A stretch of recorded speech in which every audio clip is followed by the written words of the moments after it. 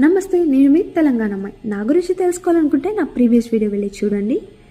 నేనెవరనేది మీకు తెలుస్తుంది. అండ్ నా వీడియోలోకి వచ్చే ముందు నేను చెప్పుకున్నాను కదా మాల్దీవ్స్లో ఎలా జాబ్ అప్లై చేయాలని.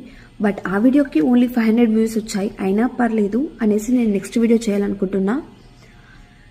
ఎందుకంటే ఆ 500లో ఒక్కరికిద్దరికైనా యూజ్ అవుతుంది కదా నా వీడియో. అందుకోసమే నా ఈ చిన్ని ప్రయత్నం. బట్ అది చెప్పే ముందు మీ అందరికీ ఒక చిన్న మ్యాటర్ షేర్ చేసుకోవాలనుకుంటున్నా.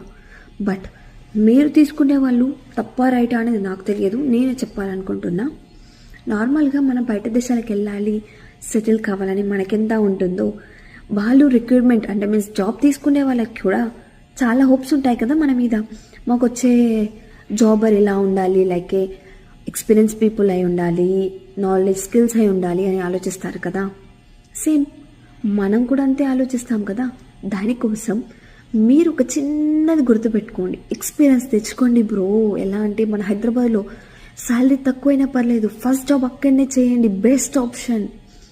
ఎందుకంటే నీ స్కిల్స్ నాలెడ్జ్ ఇంప్రూవ్ అయ్యి బయట దేశాలకు అప్లై చేస్తే కాన్ఫిడెన్స్ ఎక్కువ ఉంటుంది. ఎందుకంటే నీకు ఇంటర్వ్యూ ఇచ్చేటప్పుడు నువ్వు ఫ్రెషర్ అయితే కాన్ఫిడెన్స్ ఉండలేదు. అప్పుడు అదే నీకు కాన్ఫిడెన్స్ కావాలంటే నీకు ఎక్స్పీరియన్స్ నాలెడ్జ్ ఉంటేనే కదా నువ్వు కాన్ఫిడెన్స్గా ఇంటర్వ్యూ ఇస్తావు.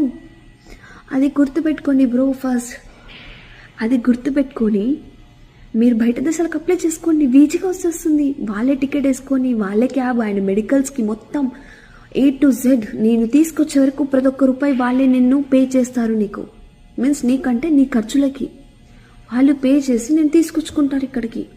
అలాంటప్పుడు నువ్వు కూడా మంచిగా స్కిల్స్ అయి ఉండాలి కదా. స్కిల్స్ మీన్స్ ఎక్స్పీరియన్స్ అయి ఉండాలి కదా.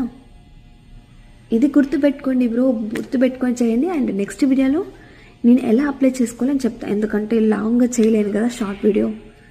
మళ్ళీ కలుసుకుందాం, ఉంటాం మళ్ళా.